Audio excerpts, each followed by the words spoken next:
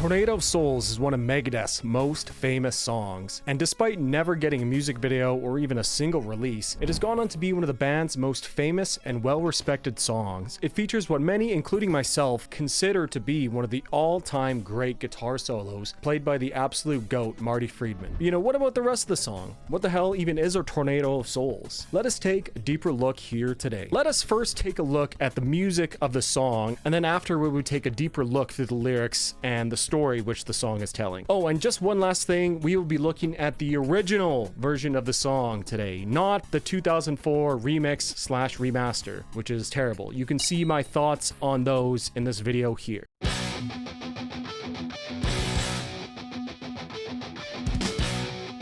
So, right off the bat, the song is played at a deceptively fast tempo. It's played at 196 beats per minute, which really is a blistering fast pace, especially if you're trying to downpick the whole song, which I think David Ellefson does, which is how I learned it on bass guitar, downpicking everything. I never really realized it was that fast until I learned the song, actually. So, the song is in the key of B minor, which is a rather unusual key for a thrash metal song. It starts out with B power chord stabs, while Dave Mustaine plays this really unique riff, which is just filled with harmonics. You know, this opening sound just really sounds fantastic and loud, and it really grabs your attention. It's really, really cool, and it's pretty difficult to play as well. You sort of have to hit those natural harmonics and palm mute at the same time. It really, really is a very interesting and unique riff to start the song.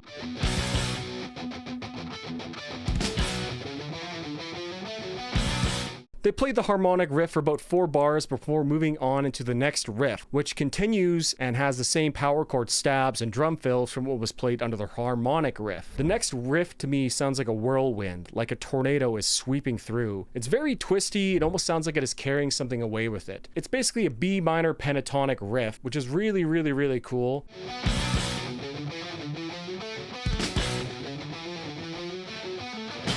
And although they only use it here briefly, they will return to it later on. While Dave plays this riff, the band continues to hit those B5 power chord stabs underneath it, which connects it back to the opening harmonic riff. You know, this riff is a huge statement and foreshadows some of the controlled chaos, which we will see later on in the song. Interestingly enough, though, normally bands have riffs starting on the 1 beat. However, here on Tornado of Souls, the beats and pulse are actually on the 8th note before the 1. So when counting a 4/4 beat in 8th notes, you go 1 and 2 and 3 and 4 and 1, right? That's how you count 8th notes. And they start these pulses on the 4 and, right? So 1 and 2 and 3 and 4 and 1. 3 4 1 2 3 4 1 2 3 4 1 2 3 4 1 2 3 4 1 2 3 4 1 2 3 4 1 2 3 4 1 2 3.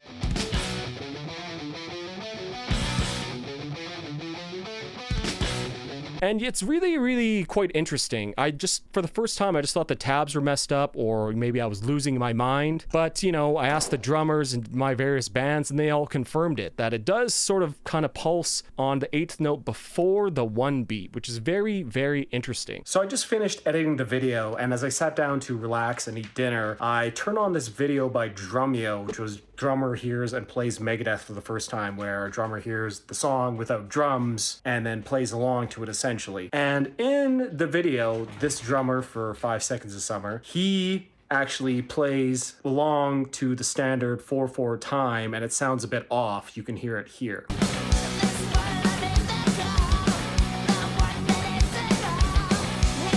Because he is actually falling victim to that sort of weird early pulse that the song has. And actually in the same take of the song, you can hear him catch on, and he plays pretty much the exact same thing that Nick Menza plays.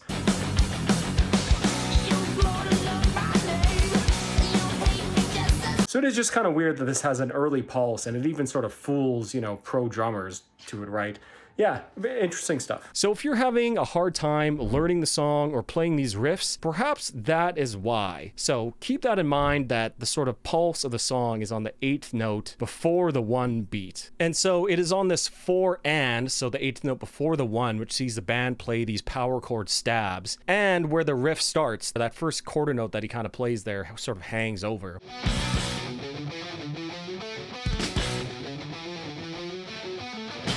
This is a small thing, but it gives the song a very unusual kind of pulse to it. It is subtle enough that maybe you didn't even notice it. I didn't really until I started learning the song. This quote, early start, end quote, meter, I guess we can call it, continues throughout most of the song, stopping really only for the chorus section, and it continues on after that. I won't mention this again, but it really is something interesting and a very small idiosyncrasy that the song has. Yeah, it's cool. As the song begins to develop, we see Marty, Dave, and Dave playing a little descending guitar fill in unison with each other. This is also matched by Nick Menza on the toms, which sort of matches the rhythm of the guitar.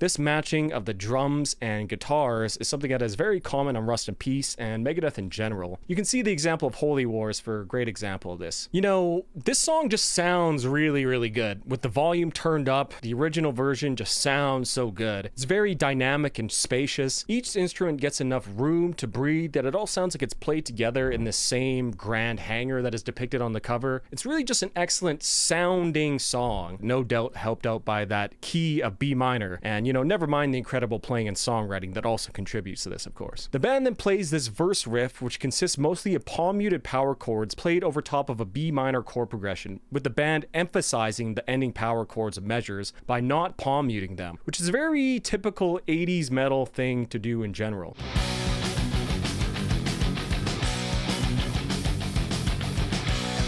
It is played so fast that it's almost as if they are playing an entire 1-5-6-4 chord progression in fast forward. Like the chord progression itself is in a whirlwind flying around you. It's very interesting and unique sounding riff, especially when you combine with that sort of early 8th note pulse to it that it has. The sound of Nick Menza's open hi-hat as well as the kick drum pattern he's playing add to this effect as well.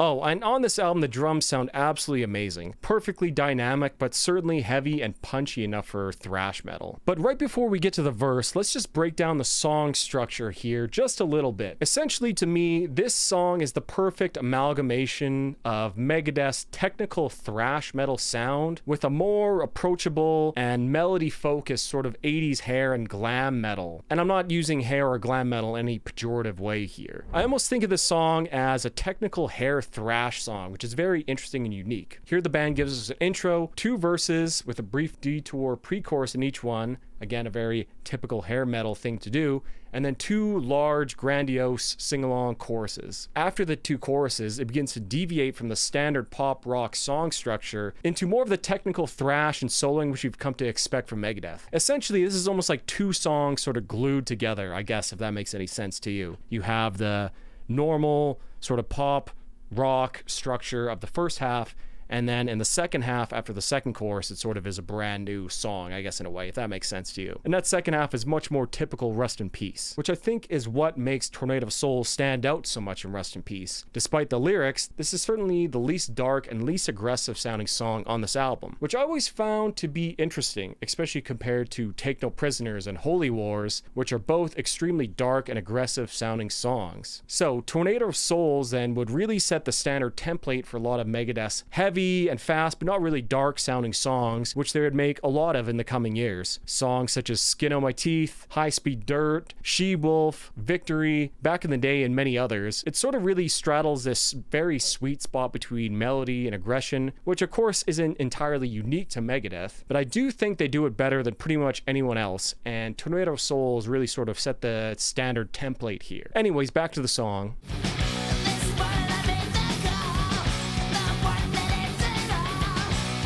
After playing the verse riff one time, we get the first appearance of Dave Mustaine singing. In addition to the song being played deceptively fast, Dave Mustaine's singing here is deceptively high, which again brings forth in my mind the hair and glam metal influence that the song has. This morning I made the call, the one that ends it all, hanging about. Dave in the first verse here sings, "This morning I made the call, the one that ends it all. Hanging up, I wanted to cry, but damn it, this well's gone dry." Again, we'll get to the lyrics later, but I just want to point out that these lyrics sound so much more like, again, a hair metal song rather than a thrash metal song. It's a very memorable and catchy melody that he sings as well. Hanging up, I wanted to cry. This also may be one of Dave Mustaine's best and most emotional vocal performances. Here, check out the isolated vocals. They're really cool. Hanging up, I wanted to cry, but there this was gonna die. Not for These isolated vocal tracks also sort of show us how huge the reverb sound is on the vocals. It is massive, yet within the context of the song, they don't really sound very huge. It's a really great production choice here that helps the vocals really stand out amongst the flurry of sound. Isolated, they kind of sound like Dave is in the middle of Hangar 18 belting out these lines. It's pretty cool. not for the money, not for the fame. The band then moves all together into the pre-chorus, which is very interesting to me. They briefly change keys from B minor to A minor, very briefly, only about 4 measures of music. While one could argue that this part is still in B minor, but with a natural 6, to me, this sounds like a key change. To my ears, it sounds like a key change, really. And this brief detour to a lower key definitely gives the song a much heavier vibe in this small section, especially with that open E power chord, which slides up into the F power chord. This is a very typical sound for thrash metal, but being in the key of A minor here, it sounds very musical and melodious rather than the very abrasive and dark way that this would normally sound if the song was in the key of E minor here. In the pre-chorus, Dave sings, "Not for the money, not for the fame, not for the power, just no more games." More interesting lyrics, which again sound like they should be from a Bon Jovi or maybe a Rat song rather than Megadeth. This short key change perhaps represents to me the act of purposeful change. Here, Dave made the call. He wants to cry, but he can't anymore. He needs to make a change, and this purposeful key change is sort of like the perfect representation of it. They could have easily just played the normal verse riff again, or maybe changed it a little bit, but instead, a very purposeful and stark short key change is introduced, taking control over the direction of one's life inside this tornado of souls, you could say. Not for the power, just no more games. Here in this pre-chorus, after they move back to the original key, we get the first appearance of David Ellison's extremely underappreciated backing vocals. Both Dave and Dave sound very, very good together, and here they sing some very interesting harmonies. Not for the power, just no more games.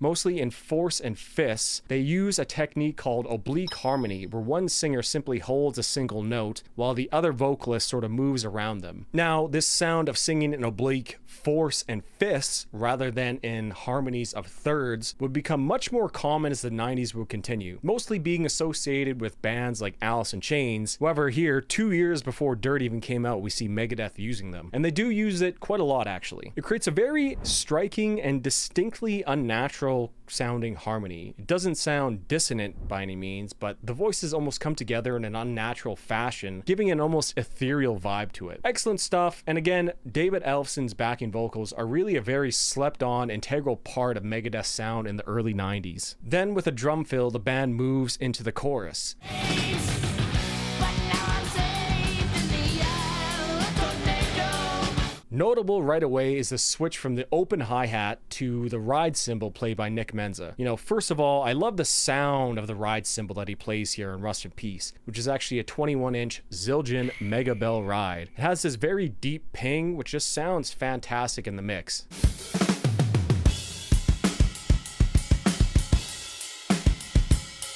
This switch to the ride cymbal also serves to differentiate the chorus from the verse, moving from less of a swishy, sort of uncontrolled sound of an open hi-hat to a tighter, more condensed ping really helps sell that this is indeed the chorus now. The change in riffing also signals this. They hold some unmuted power chords, but due to the extreme tempo of the song, they are not held for very long, followed by some palm-muted E-string chugging before they land on these interesting major third dyads.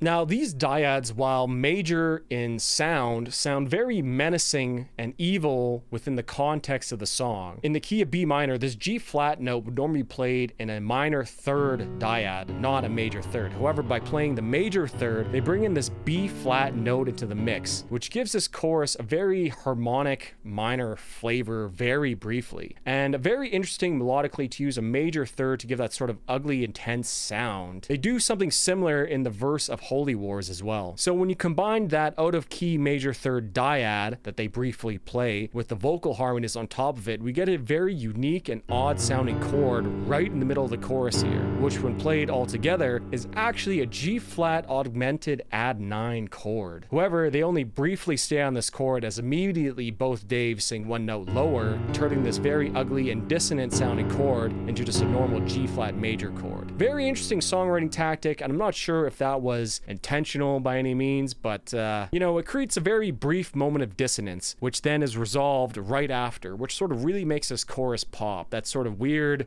dissonant notes really catches your ear. But now I'm saved in the eye of a tornado. Which again is once again thanks to David Ellison's excellent vocal harmonies, which here in the chorus he continues to sing, but only at the end of each phrase. It's very cool. I can't replace the lies and learn the best days go. Here together the Daves sing, "But now I'm safe in the eye of a tornado. I cannot replace the lies that let 1,000 days ago. No more living trapped inside. In her way I'll surely die. In the eye of the tornado, blow me away." Great lyrics, which when combined with the excellent singing and very interesting guitar melodies, gives us one of Megadeth's best and most interesting choruses. It is fast and melodic, upbeat, with a definite sense of something being amiss due to the previously mentioned ugly chord.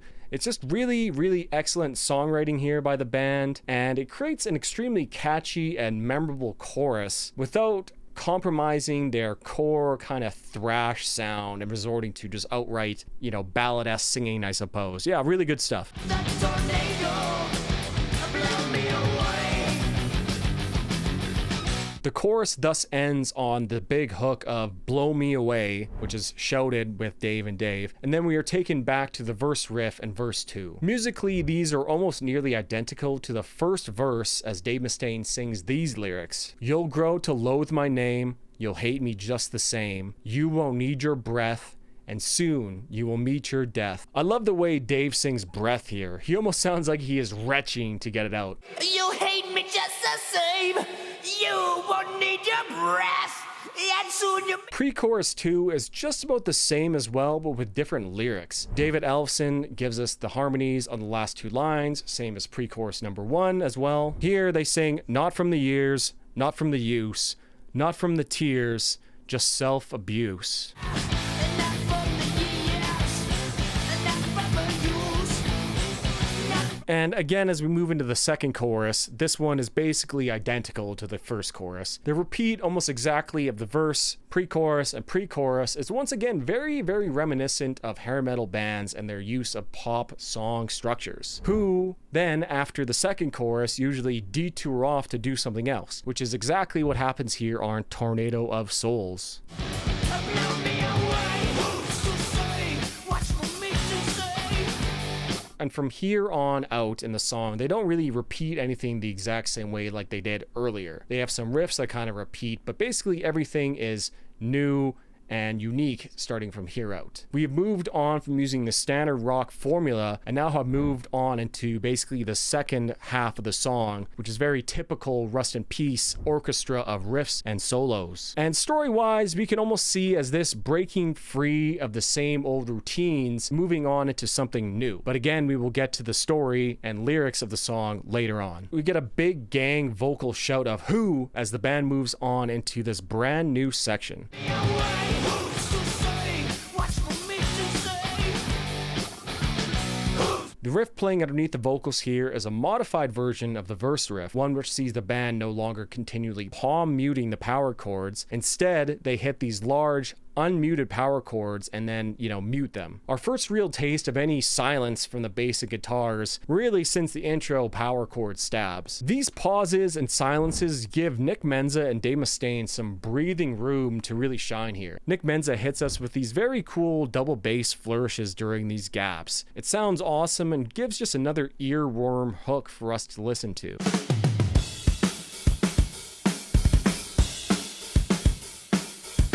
I find myself air drumming this part often. It's just very, very cool. During the section, every who is shouted by, I assume, most of the band doing the gang vocal parts, and Dave sings these lyrics. Who's to say what's for me to say? Who's to say what's for me to be? Who's to say what's for me to do? 'Cause a big nothing it'll be for me. The gang shouted who's sound absolutely massive and add even more hooks for the listener to be caught by. Again, this is really sort of hair metal reminiscent, who really like to use these big gang vocals a lot. Although I will be honest with you guys, I actually had no idea that what he said during this part was, quote, 'cause a big nothing it'll be for me, end quote, until making this video. Honestly, I'm not even really sure what I thought he was saying before. I don't know, I just never really understood him or bothered to look that deep into it. Anyways, yeah, I just thought that was interesting. The band then moves on. Everyone stops and Nick Menza gives this gargantuan drum fill running down through all of his beautifully tuned toms, which is another great air drumming moment.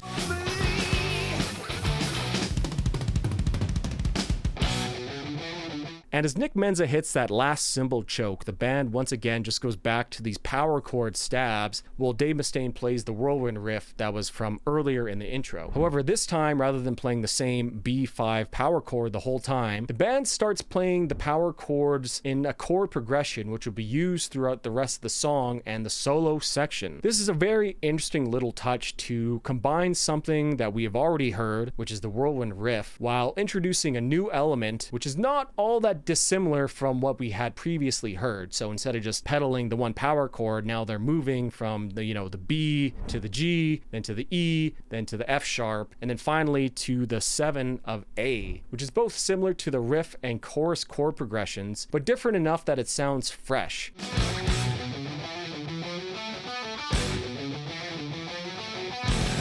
And before they go back to the 1 chord, which of course is B here, they go up to the major 7, which is a A sharp or B flat power chord here, which you could say, which really sounds interesting, gives a very kind of fresh sound to it. It kind of, it's a great example of borrowing from a parallel key.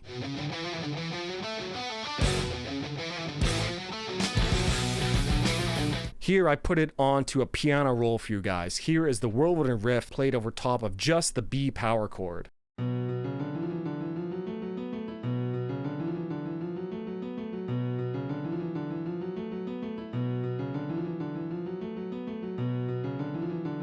And now here it is with the changing chords.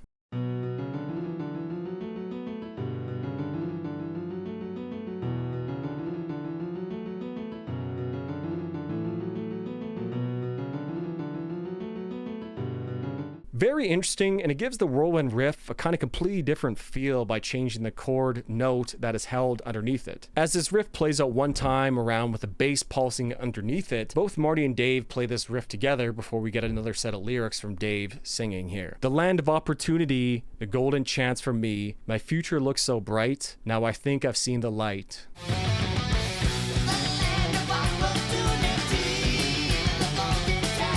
After these set of lyrics, they move on to what I would consider maybe like the pre-solo section here, which is essentially just the band harmonizing a modified version of the whirlwind riff. This part almost sort of sounds calm, or maybe like it's calming down a little bit. It's sort of like the tornado calming down, like maybe we're getting close to the eye of the tornado where everything's sort of still and calm. However, just as this brief period of calm comes, it is then blown away once more by the solo.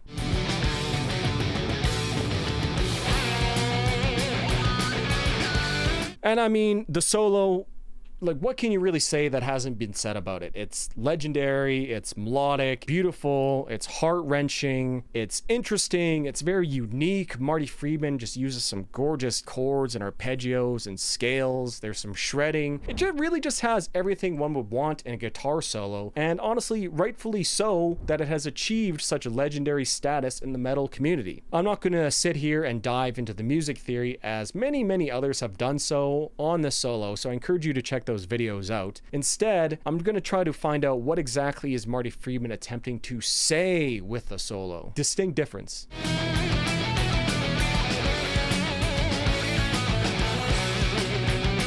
So someone asked Marty about the Tornado of Souls solo, and this is what he had to say about it. Quote, as far as the process of doing it, it's literally the exact same as any other solo I've done in Megadeth, or any other solo I've done in my music, or any solo that I've done for any artist. I literally just wing it. I just like try to feel what the song makes me feel and just go. And sometimes I get it right away, and sometimes I'll take 100 takes to get something that I like. End quote. So it's very interesting here. It seems like he is trying to say that he wants to distill the song's meaning and emotions into a solo and then express it that way. He also had this to say about it. Quote, as far as Tornado of Souls goes, since this is the one that people ask me about so much, I've had to think about it, and I haven't really come up with any good answers. But the one thing I can think of is that it's long. And if you look at the solos that people consider, you know, the big solos, the Pink Floyd thing, Led Zeppelin, and Layla, I guess, you know, Freebird, all these big famous guitar solos, they're long. They're very, very long. And I think the thing about a long solo is, and I'm just guessing here, it gives the soloist enough rope to hang themselves. You know what I mean? Because if it's long, if you shoot your wad in the first 8 bars, there's no place to go for the next 36 bars. So if you keep people listening for that long, they'll find themselves listening to a guitar solo for a long ass time. And when they get to the end of it and they feel good, they're like, wow, now that's a guitar solo. He continues on by saying, but when you have, I don't know how many bars the Tornado of Souls solo is, but if you have a long solo like that and you get to tell a story, you got to go on a journey. And some guys can plan that stuff, but I just kind of wing it, hope that my intuition takes me where I want to go. And I guess I was lucky that time, but I feel like any solo of mine is going to do pretty much the same thing structurally as that one does. End quote. And I think that is exactly what Marty does here. He takes us on a musical journey. To me, the solo is really describing the tearing thoughts and emotions one goes through during a breakup. Which, spoiler alert, this is what the song is about. It's intense, it's heart-wrenching, it's sad, it is hopeful for something better, the emotions can easily become out of control, it is exciting thinking of future possibilities, the feeling of freedom, you know, the trepidation of losing someone, the guilt of wasting time. All these emotions here are represented in this solo. I think another thing is that the solo is paced very, very well. This is a over a minute long solo, and it doesn't, like he said, shoot its wad right away. I like the part near the end where he starts playing these sort of shredding arpeggios.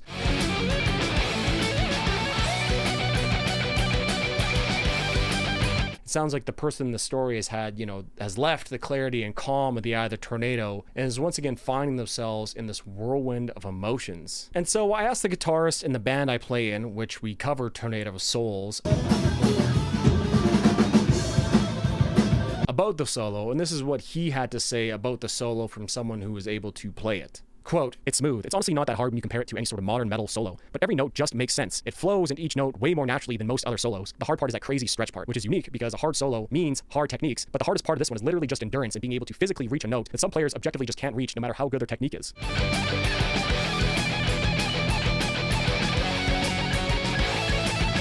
The bends that Marty uses is also very underrated. If you're going for studio accuracy on a cover of the song, the bends ride this weird line between a big boomer bend and a vibrato. It is incredibly hard to make it sound exactly like he does, but it also opens it up to being easily able to make a cover sound unique just by changing the bends slightly. A lot of the bends you should be bending up in Tornado of Souls, you bend down to give it this sort of atonal sound. The very first note, for example, of this.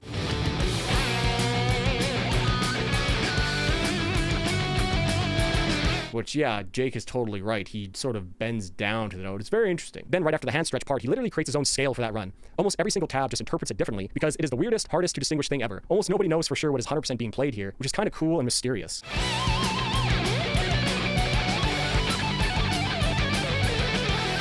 I can't specifically speak on it because I've never learnt it, but the rhythm underneath is super clean too. It keeps the energy of the song, but hits a lot of the beats that the solo hits that sync up very nicely. The note to start the little run into the couple sweeps at 3 minutes and 28 seconds-ish is a really good sync up of solo and rhythm.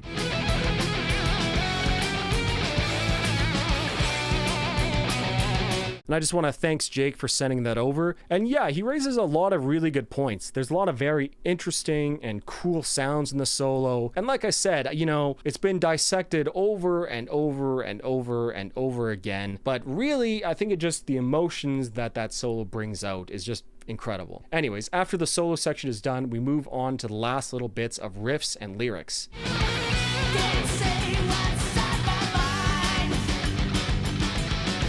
Dave sings, can't say what's on my mind, can't do what I really feel. In this bed I made for me is where I sleep, I really feel. David Ellefson's bass playing here in this little riff part is exceptional as well. Very, very cool stuff.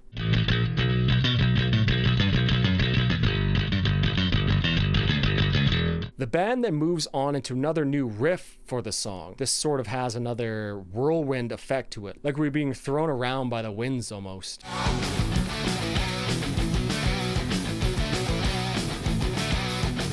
During this part, we get a mini little bass solo from David Ellefson, which sees him moving up the B minor scale continuously, which sort of just continues to build this tension and tension until it reaches a crescendo with the vocals.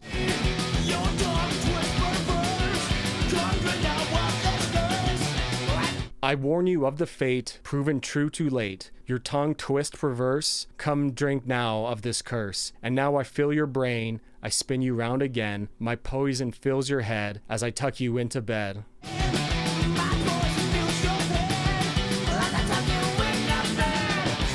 Then in this last little end part of the song, we see the band play the same riff, but instead now they add the flattened second degree of B minor, which is C, which gives this section a very sort of evil or menacing sound to it.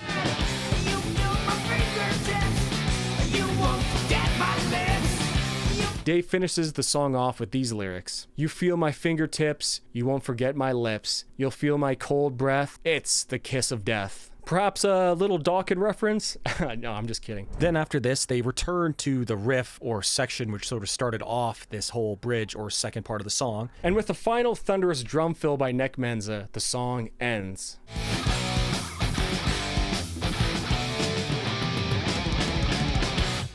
At 5 minutes and 22 seconds, the song is decently long, but let us not forget that over a minute of the song is Marty's glorious guitar solo. So it doesn't feel all that long as well. In fact, the song feels much shorter than that to me. To me, musically, this is one of Megadeth's best songs. It is upbeat, intense, yet still melodious and engaging. You can sing along to it, you can air guitar along to it, you can air bass, you can air drum along to it, and the sort of odd rhythm that it has that I mentioned earlier gives it just some extra spice. And you know, of course, all the playing by all the players are in top notch, absolutely top form, truly worthy of the Metal Hall of Fame here is.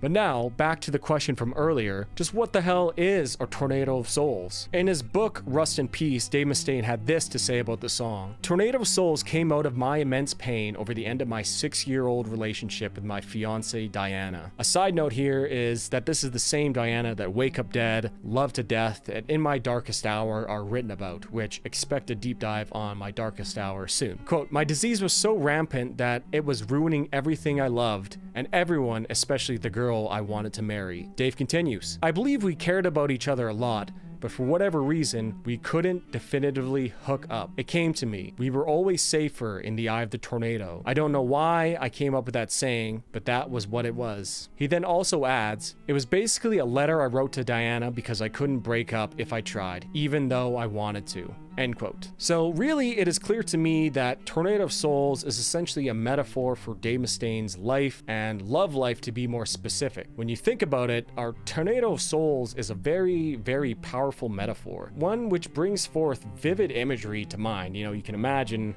a whirlwind of people's souls and their messy lives. Like it's a very powerful image that I can see. The chaos of two people's lives being connected and spun around like a tornado, destroying everything around them, destroying themselves in the process. Yet, despite this chaos which surrounds them, inside of this tornado, which tornadoes do have eyes similar to hurricanes, which I wasn't really aware of, there are brief moments of peace and respite from the raging storm around them. This morning I made the call, the one that ends it all. Hanging up, I wanted to cry, but damn it, this well's gone dry. Here in these opening lines, while at surface level, this seems to be about calling someone to break up with them, you know, it ends it all, as the song says, but I cannot shake the feeling that this is also might be referencing the same call which Dave might have made to a rehab center. In fact, this whole song seems to have a double entendre to it. You know, the relationship and drug use sort of being parallels or maybe related. And even Dave Mustaine in the book can help but allude to this as well. And you know, normally I go through the song line by line here, but to me the song's meaning is clear enough, and if we take it as a breakup song, it really is quite obvious what it is about. However, like I mentioned earlier, I do think there's an undercurrent of drug use related to this relationship. Or perhaps this relationship was akin to drug use, or maybe it's both. You know, good in the moment, but terrible for your health long term. And I think this sort of duality is represented clearly by the lines in the bridge. I warn you of the fate, proven true too late. Your tongue twists perverse, come now drink of this curse. And now as I fill up your brain, I spin you round again. My poison fills your head as I tuck you into bed. These lines here could just as easily been included in an anti-drug song or messaging campaign as they could in relation to a tumultuous relationship. It really seems to straddle the line between referencing two things. This relationship is poison, but so is drugs, and if drugs were related to the relationship. Anyways, you know, the chorus as well could be viewed in the same way. But now I'm safe in the eye of a tornado. I can't replace the lies that let 1,000 days go. No more living trapped inside. In her way, I'll surely die. In the eye of the tornado, blow me away. Safe in the eye of the tornado, aka the fleeting moments of normality in this relationship, we begin to see a moment of clarity from Dave. The lies that he's been telling himself, perhaps about his drug use or this relationship, has cost him over 1,000 days of his life. Which, if you think about it, that's a big chunk of someone's life. And actually, if it was a 6-year relationship that he said earlier, that's way more than 1,000 days. That's like 2,000 days. And he knows he can't continue living on in this eye of the tornado, lest it kill him. Not from the years, not from the use, not from the tears, just self-abuse. Again here, the pre-chorus continues as almost blurring of the lines between drug use, terminology, and relationships. Addiction and relationships. Can you be addicted to a relationship maybe? And I really think this is the grand metaphor of tornado souls. Getting swept up in a calamity and finding solace in these brief moments of peace.